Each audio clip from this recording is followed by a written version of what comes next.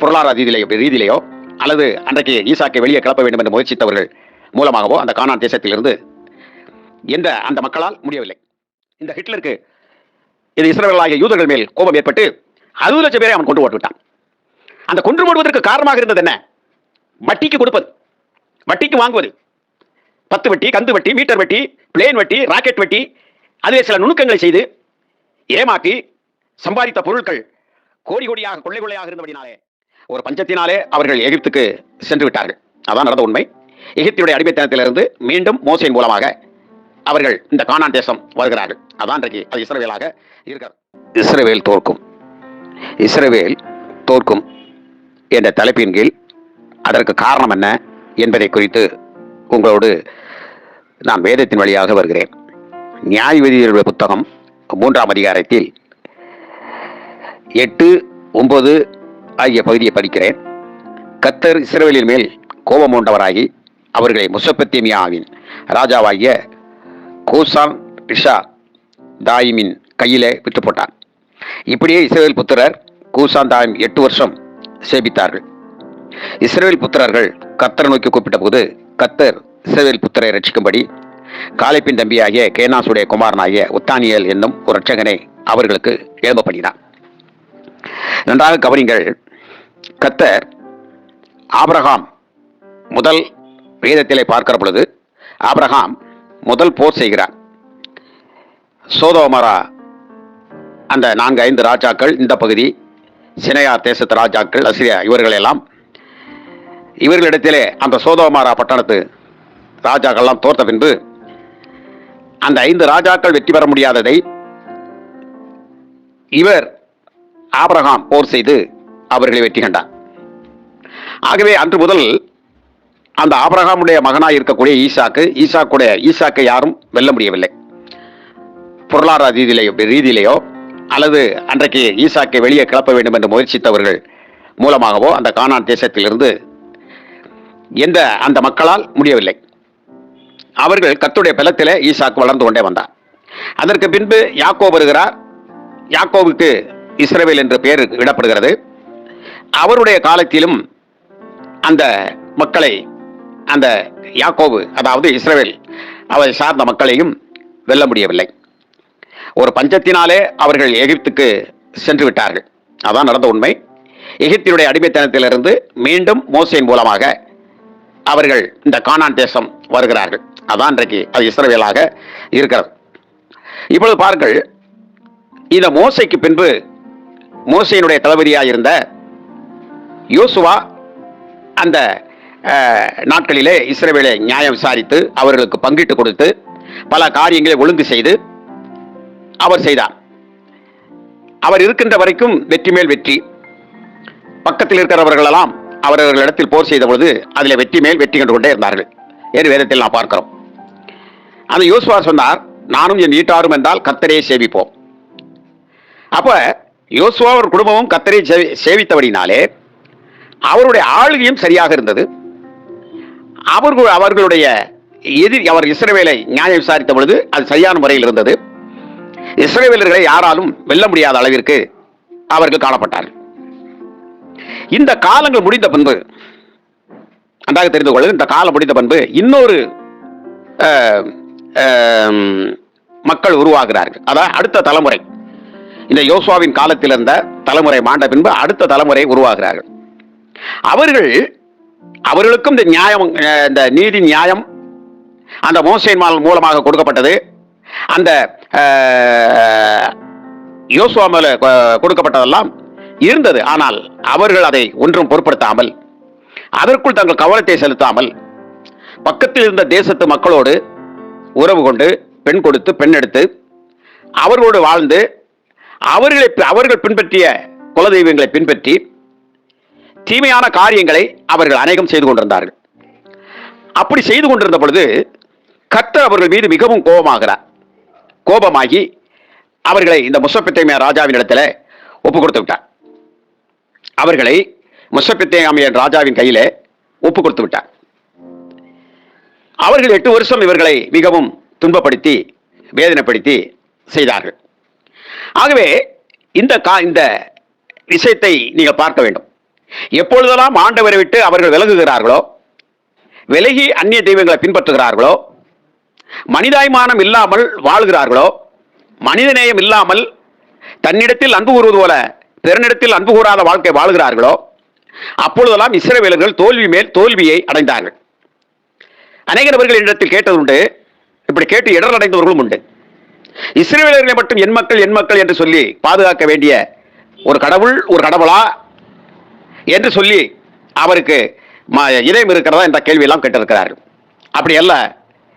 அந்த குலத்தில் தகப்பனாய் இருந்த ஆபிரகாமை தேவன் அழைத்த பொழுது அவருடைய இருதயம் கர்த்தருக்கு முன்பாக செம்மையாக இருந்தபடினாலே, உண்மை உள்ளதாக இருந்தபடினாலே சகலத்திலும் ஆசீர்வதித்தார். ஆகவே தான் பிறக்கின்ற மனிதனாக அவதரிக்க போகின்ற அந்த குலம் அந்த இஸ்ரவேலுடைய யூத ஜனத்திலே வந்ததே தவிர மற்றபடி அல்ல.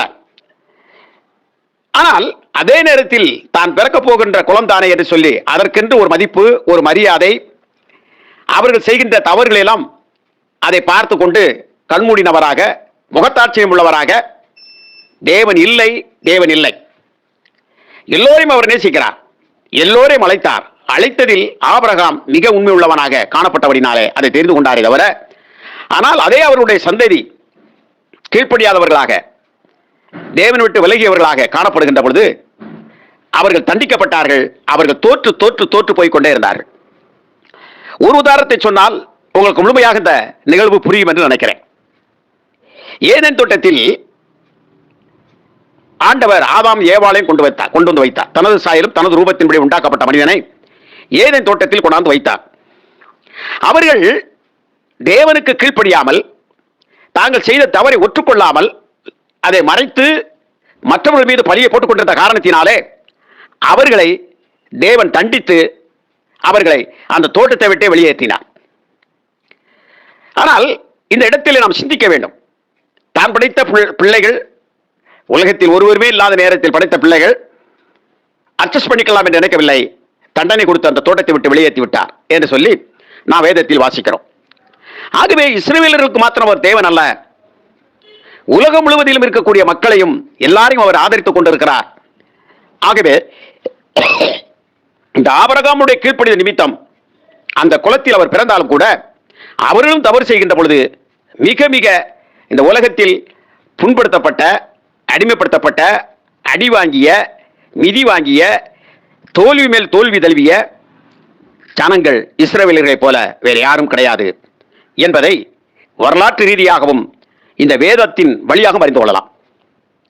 இது இஸ்ரவேலர்கள் ராஜாக்களை கேட்டார்கள், ராஜாக்கள் அவர்களுக்கு வந்தார்கள்.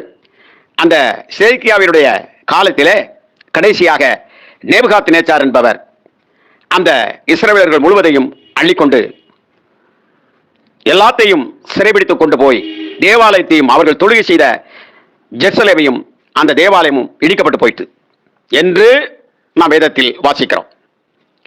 ஏனென்றால் தேவன் கருணை காட்ட காட்ட அவர்கள் மீண்டும் மீண்டும் மீண்டும் தவறுகளை செய்ய செய்ய அவர்களை அவர் விரட்டி விரட்டி அந்த தேசத்தை விட்டு துரத்தினார். இஸ்ரவேல் தோற்று தோற்று போய்கொண்டே இருந்தது. இதை மனதில் வைத்துக் கொள்ள வேண்டும். அவர் முகத்தாட்சியம் இல்லாத உள்ளவர் அல்ல.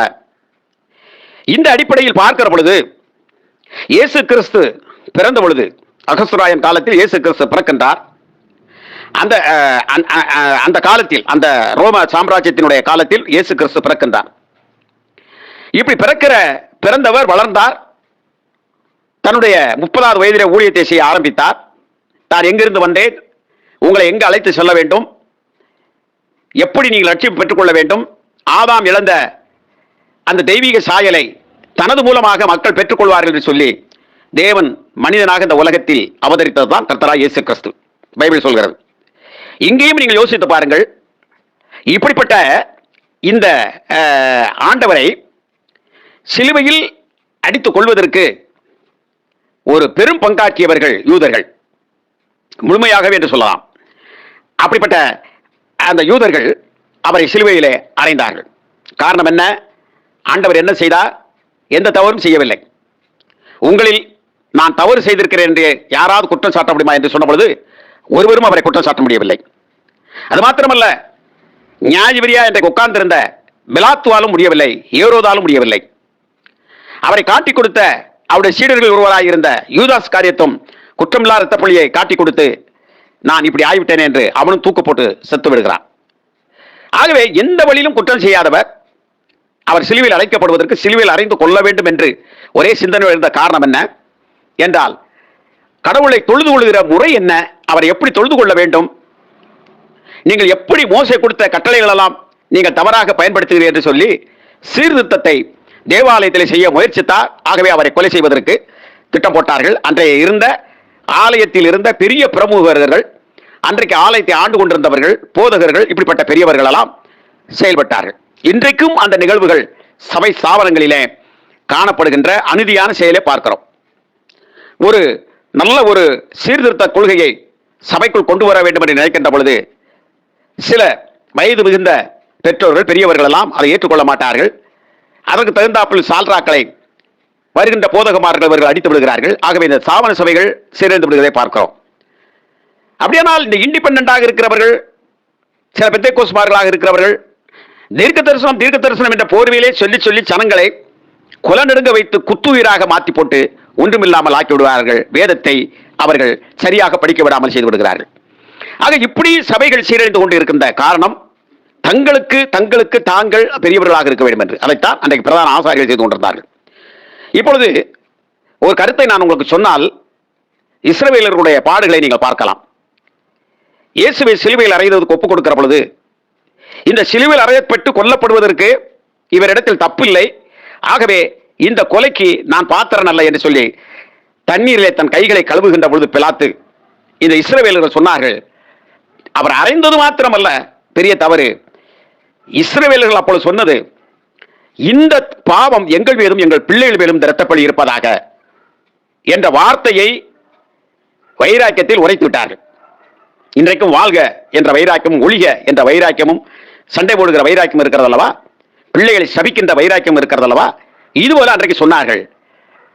இது சரியாக 35 ஆண்டுகள் கழித்து கிபி 70 டைட்டஸ் தீத்துராயன் இந்த எருசலேமை பிடித்து இஸ்ரவேலர்கள் ஒரு புரட்சி செய்தார்கள். ஆகவே அந்த புரட்சி அடக்கிறேன் என்ற போர்வையிலே எருசலேமை பிடித்து சுத்தமாக அதை மண்மேடாக்கி, இன்றைக்கும் சில இடங்களிலே இந்த புல்டோசரை வைத்து அரசுக்கு கட்டுப்படாதவர்கள் அல்ல அரசு நிலத்திலே கட்டியிருக்கிறவர்கள் என்று சொல்லி உடைத்திருக்கிறார்கள். அதுபோல எருசலேமை முழுவதுமாக உடைத்து மண்மேடாக ஆக்கி அதை உழுது போட்டு ஒரு கல்லில் மேல் ஒரு கல் இல்லாதபடிக்கு தேவாலயத்தையும் உடைத்து போட்டு விட்டார்கள் கிபி 70. அந்த கிபி 70 நன்றாக தெரிந்து கொள்ளுங்கள், கிபி 70 1948 வருடம் வரைக்கும் நாடற்றவர்களாக முகவரி இல்லாதவர்களாக அனைத்தையும் இழந்தவர்களாக பல இடங்களில் அகதிகளாகத்தான் இந்த இஸ்ரவேலர்கள் சுற்றி தெரிந்திருக்கிறார்கள் என்று வரலாற்று ரீதியாகவும் வேத வசனத்தில் இருந்தும் நாம் பார்க்க முடிகிறது. அப்படியானால் கிட்டத்தட்ட ஒரு 1850 ஆண்டுகளுக்கு மேலாக சுத்தமாக நாடும் இல்லை, இவர்கள் நாட்டை விட்டு விரட்டப்பட்டார்கள். இஸ்ரவேல் என்கின்ற தேசம் இல்லாமல் போய்விட்டது. மக்களை கொன்று குவித்தார்கள். துருக்கி உருவக்கம் ஒட்டமான் என்கின்ற மனிதன், அவன் அந்த பேரரசு குவித்தது. அது மாத்திரமல்ல, இப்படி சதுரப்பட்டு போனவர்கள் எல்லாம் மூச்சு கூட விட முடியாமல், சுதந்திரமான காற்று வாங்க முடியாமல் கொலை செய்யப்பட்டார்கள். காரணம் என்ன தெரியுமா? அவர்கள் செய்த பெரிய மடத்தனம், இந்த இரத்தப்பழி எங்கள் மேலும் எங்கள் பிள்ளை மேலும் இருப்பதாக என்று சொன்னபடினாலே. அது மாத்திரமல்ல, போன இடத்திலாவது இவர்கள் ஒழுங்காக இருந்திருக்கலாம், அகதிகளாக இருந்த இடங்களிலே இவர்களுக்கு அங்கேயும் மோசேயினுடைய பிரமாணத்தை மீறுகிறார்கள். எப்படி மீறுகிறார்கள் தெரியுமா? வட்டிக்கு கொடுப்பது, வட்டிக்கு வாங்குவது, அதிலே சில சூழ்ச்சிமம் பண்ணுவது, இப்படிப்பட்ட தன்மையை அதிகமாக செய்தார்கள். ஆனால் மோசே அப்படி கொடுக்கக்கூடாது, வாங்கக்கூடாது, அது தேவனுக்கு பிரியமில்லாதது, உன்னை படைத்தவருக்கு பிரியமில்லாது என்று சொன்னால் கேட்கவில்லை. உன்னை போல் பிறரையும் நேசி என்பதையும் இவர்கள் சுகபோகமாக வாழ எண்ணியபடினாலே, அதிலும் ஜெர்மனியிலே மிக செல்வாக்கு படைத்தவர்களாக இருந்த காரணத்தினாலே இந்த ஹிட்லருக்கு இது இஸ்ரவேலர்களாகிய யூதர்கள் மேல் கோபம் ஏற்பட்டு 60 லட்சம் பேரை அவன் கொன்று போட்டு விட்டான். அந்த கொன்று போடுவதற்கு காரணமாக இருந்தது என்ன? வட்டிக்கு கொடுப்பது, வட்டிக்கு வாங்குவது. 10 வட்டி, கந்து வட்டி, மீட்டர் வட்டி, பிளேன் வட்டி, ராக்கெட் வட்டி, அதிலே சில நுணுக்கங்களை செய்து ஏமாற்றி சம்பாதித்த பொருட்கள் கோடி கோடியாக கொள்ளை கொள்ளையாக இருந்தபடினாலே அதை ஹிட்லர் கவனித்து அவர்களை கொன்று போட்டான். இதிலிருந்து என்ன தெரிகிறது? எவ்வளவு தோற்றிருக்கிறார்கள், எவ்வளவு தோல்வி அடைந்திருக்கிறார்கள். இதற்கெல்லாம் காரணம் அவர்கள் விக்கிரகத்தை நோக்கி சென்றது, அந்நிய தெய்வங்களை நோக்கி சென்றது, அந்நிய மக்களோடு மோசமான கலப்பிடம். அந்நியரை நேசிக்க வேண்டாம் என்று சொல்லவில்லை, ஒரு மோசமான கலப்பிடத்தை செய்தது. இன்னும் தாங்கள் சுகபோகமாக வாழ எண்ணியது, தங்களை நேசிப்பது போல் பிறரை நேசிக்காமல் இருந்தது, வட்டிக்கு வாங்குவது, சாபத்தை, ஒரு தெய்வத்தை கொன்றது, தெய்வம் மனிதனாக வந்த தெய்வத்தை, அந்த மனித வடிவில் இருந்தவரை கொன்று அந்த இரத்தப்புலியை ஏற்றுக்கொண்டது.